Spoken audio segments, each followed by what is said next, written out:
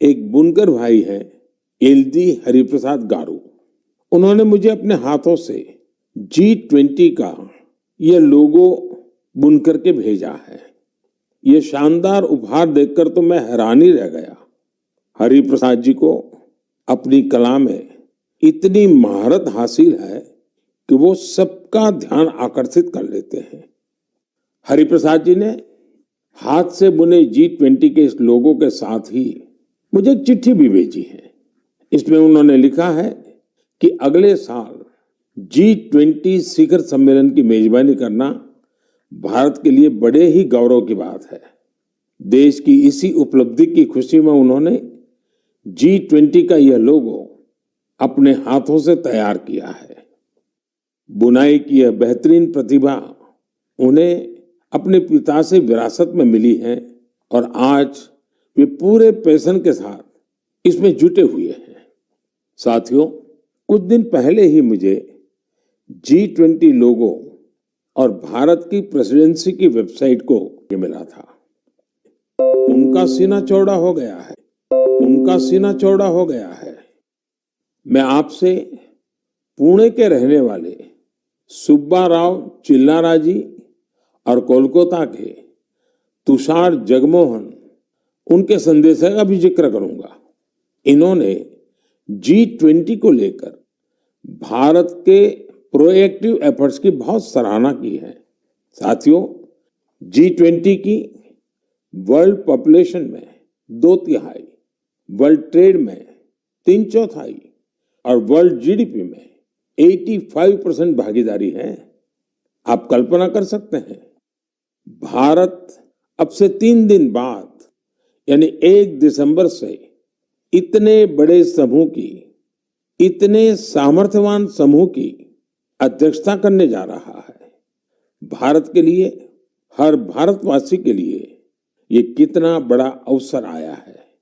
ये इसलिए भी और विशेष हो जाता है क्योंकि ये जिम्मेदारी भारत को आजादी के अमृतकाल में मिली है। साथियों, G20 की अध्यक्षता हमारे लिए एक बड़ी अपॉर्चुनिटी बनकर आई है। हमें इस मौके का पूरा उपयोग करते हुए ग्लोबल गुड, विश्व कल्याण पर फोकस करना है। चाहे पीस हो या यूनिटी, पर्यावरण को लेकर संवेदनशीलता की बात हो या फिर सस्टेनेबल डेवलपमेंट की, भारत के पास इनसे जुड़ी चुनौतियों का समाधान है।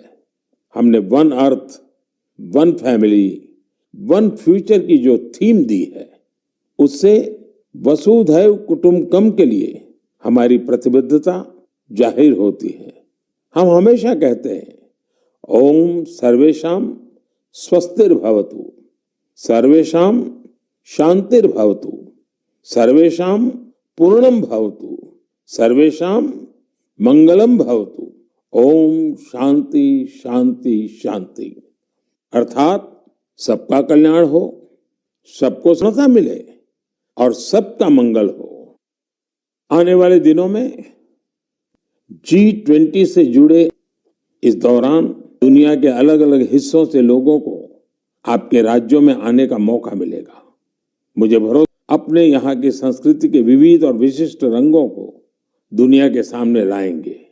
और आपको ये भी याद रखना है कि G20 में आने वाले लोग साथियों से हरिप्रसाद गारू की तरह ही आप भी किसी न किसी रूप में G20 से जरूर जुड़े। कपड़े पर G20 का भारतीय लोगो बहुत कूल तरीके से, स्टाइलिश तरीके से बनाया जा सकता है, छापा जा सकता है। मैं स्कूलों, कॉलेजों, यूनिवर्सिटी से भी आग्रह करूंगा कि वो अपने यहाँ G20 से जुड़ी चर्चा, परिचर्चा, कंपटीशन कराने आप G20.in वेबसाइट पर जाएंगे। पूरे देश ने स्पेस सेक्टर में एक नया इतिहास बनते देखा। इस दिन भारत ने अपने पहले ऐसे रॉकेट को अंतरिक्ष में भेजा जिसे भारत के प्राइवेट सेक्टर ने डिजाइन और तैयार किया था। इस रॉकेट का नाम है विक्रम एस। श्रीहरिकोटा से स्वदेशी स्पेस स्टार्टअप के इस पहले रॉकेट ने जैसे ही ऐतिहासिक उड़ान भरी, हर भारतीय का सिर गर्व से ऊंचा हो गया। साथियों, विक्रम एस रॉकेट कई सारी खूबियों से लेस है। दूसरे रॉकेट्स की तुलना में यह हल्का भी है और सस्ता भी है। इसकी डेवलपमेंट कॉस्ट अंतरिक्ष अभियान से जुड़े दूसरे देशों की लागत से भी काफी कम है। विश्व स्तरीय स्टैंडर्ड अब तो ये भारत की पहचान बन चुकी है। इस रॉकेट को बनाने में एक और आधुनिक टेक्नोलॉजी भारत में ही रॉकेट बनाने का मौका मिल रहा है। स्पेस को प्राइवेट सेक्टर के लिए खोले जाने के बाद युवाओं के ये सपने भी साकार हो रहे हैं। रॉकेट बना रहे ये युवा मानो कह रहे हैं, sky is not the limit.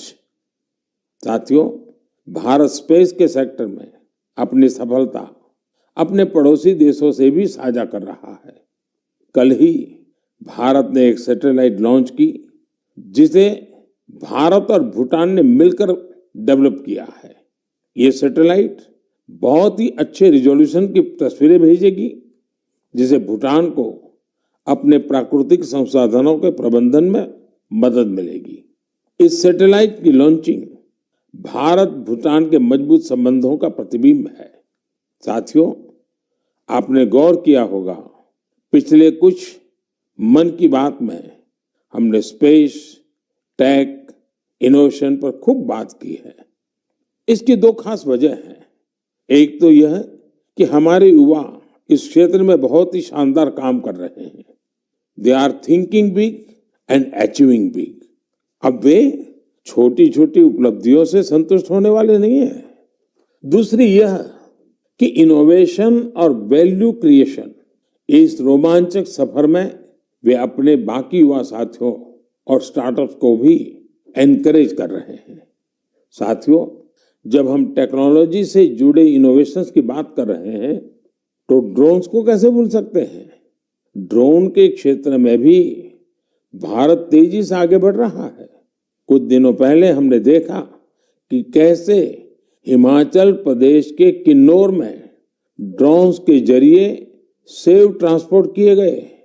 Kinnaur Himachal का दूर सुदूर जिला है और वहां इस मौसम में भारी बर्फ रहा करती है।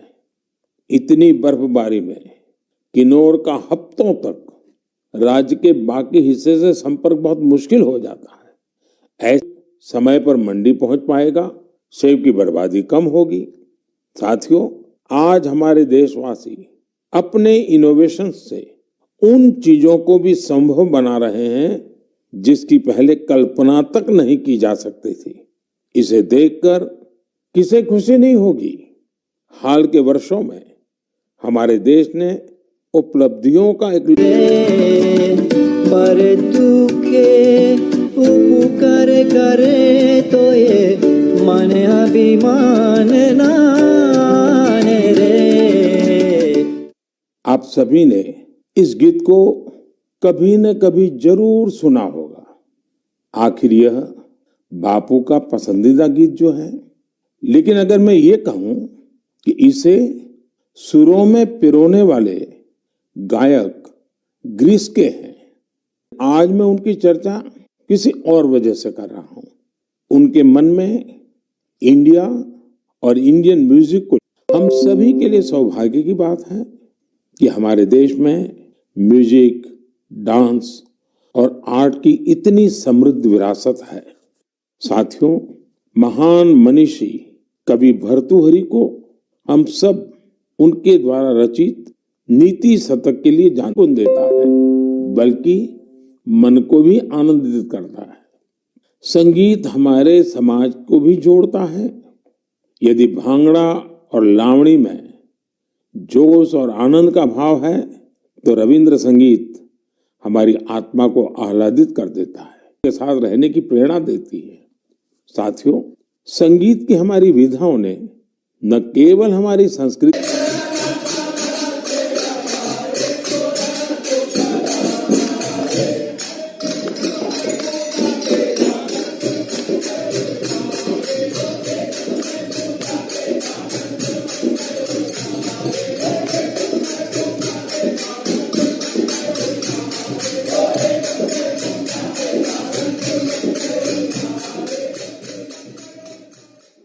आप सोच रहे होंगे कि घर के पास में किसी मंदिर में भजन कीर्तन चल रहा है, लेकिन ये आवाज भी आप तक भारत से हजारों मील दूर बसे साउथ अमेरिकन देश गयाना से आई है। 19वीं और 20वीं सदी में बड़ी संख्या में हमारे यहाँ से लोग गयाना गए थे। वे यहाँ से भारत की कई परंपराएं भी अपने साथ ले गए थे। उदाहरण के तौर पर जैसे हम भारत में होली मनाते हैं, गयाना में भी होली का रंग सिर चढ़कर बोलता है। जहाँ होली के रंग होते हैं वहाँ फगवा यानी फगुआ का संगीत भी होता है। गयाना के फगवा में वहाँ भगवान राम और भगवान कृष्ण से जुड़े विवाह के गीत गाने की एक विशेष परंपरा है। इन गीतों को चौताल कहा जाता है।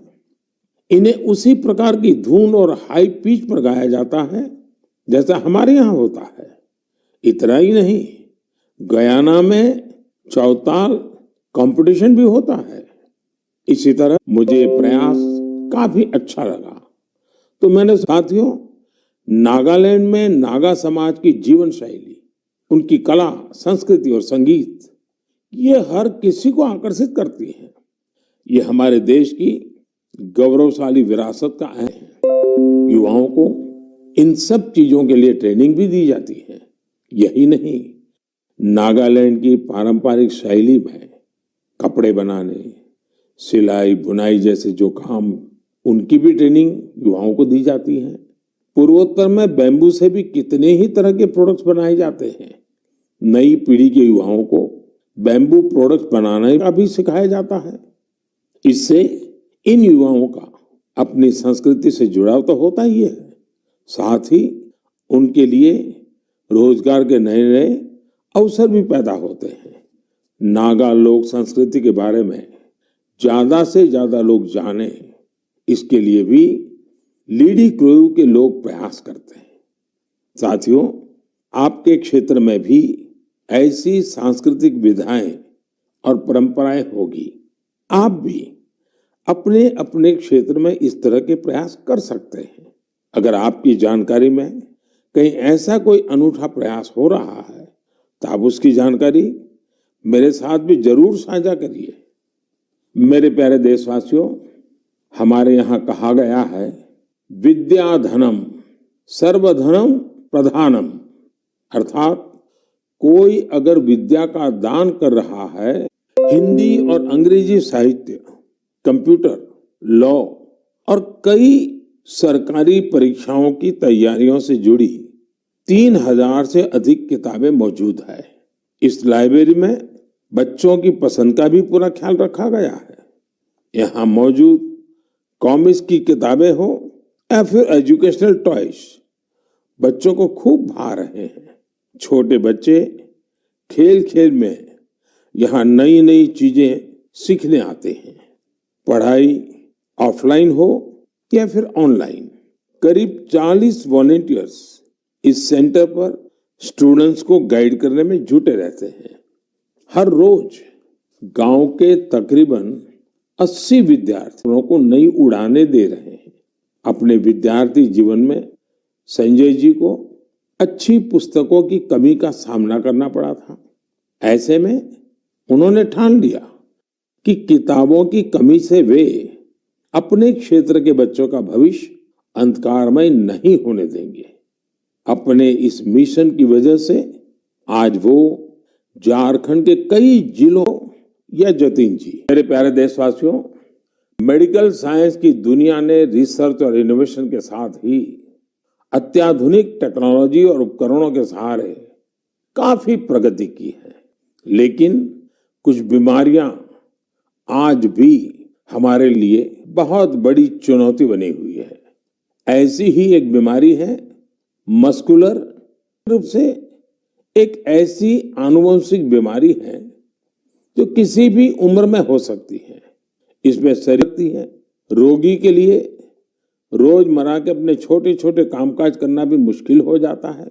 ऐसे मरीजों के उपचार और देखभाल के लिए बड़े सेवाभाव की जरूरत होती है। हमारे यहाँ हिमाचल प्रदेश में सोलन में एक ऐसा सेंटर है जो मस्कुलर डिस्ट्रॉफी के मरीजों के लिए उम्मीद की नई किरण बना है। इस सेंटर का नाम है मानव मंदिर। इसे Indian association of muscular dystrophy द्वारा संचालित किया जा रहा है।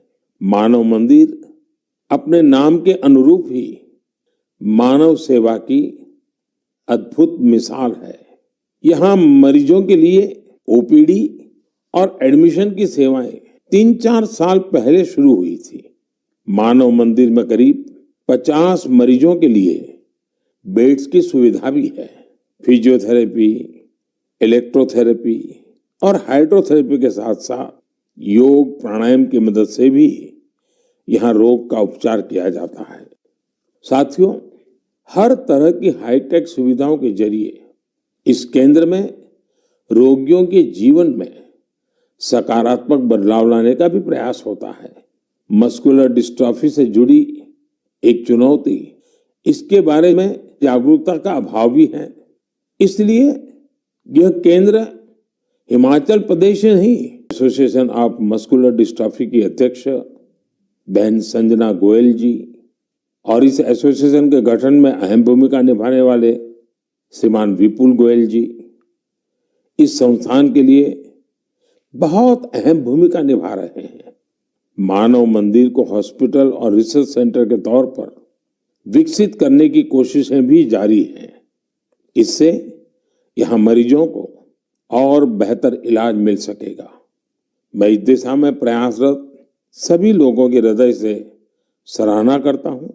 साथ ही मस्कुलर डिस्ट्रॉफी का सामना कर रहे सभी लोगों की बेहतरी की कामना करता हूँ। मैं आज ये काम कर रहा है, कितने ही लोग शिक्षा, चिकित्सा और साइंस टेक्नोलॉजी से लेकर संस्कृति परंपराओं तक असाधारण हमारा